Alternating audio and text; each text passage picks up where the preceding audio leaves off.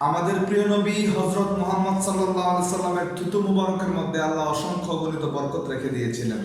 হিজরতের সময় সাইয়েদুনা আবু বকর সিদ্দিক রাদিয়াল্লাহু তাআলা আনহুকে যখন সর্পে দংশন করেছিল, আমাদের নবীজির থুতু মুবারকের বরকতে সেই বিষ পানি হয়ে গিয়েছিল।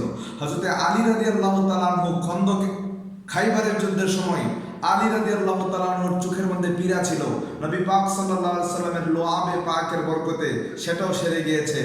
বদরের যুদ্ধে রেফা বিন রাফে রাদিয়াল্লাহু তাআলা আনহুর চোখের মধ্যে তীর বিদ্ধ হয়েছিল, তিনার চোখ উপড়ে গিয়েছিলেন।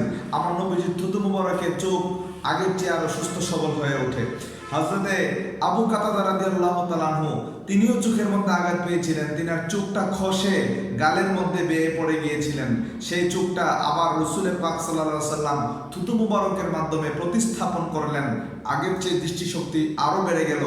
আনাস রাদিয়াল্লাহু তাআলা আনহু বাড়িতে একটি কূপ ছিল, নবী পাক সাল্লাল্লাহু আলাইহি সাল্লামের থুতু মুবারকের বরকতে সেটার পানি মিষ্টি হয়ে গিয়েছে।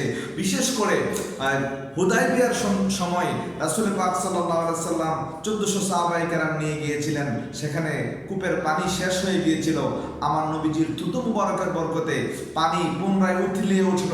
সাহাবায়ে কেরাম সেখানে 1400-এর উপরে সাহাবায়ে কেরাম আমার নবীজির থুতু মুবারকের বরকতে পানি পান করলেন, উযু করলেন, গোসল করলেন, তৃষ্ণা নিবারণ করলেন, প্রয়োজন সারলেন, তারপর পানি রয়ে গিয়েছে।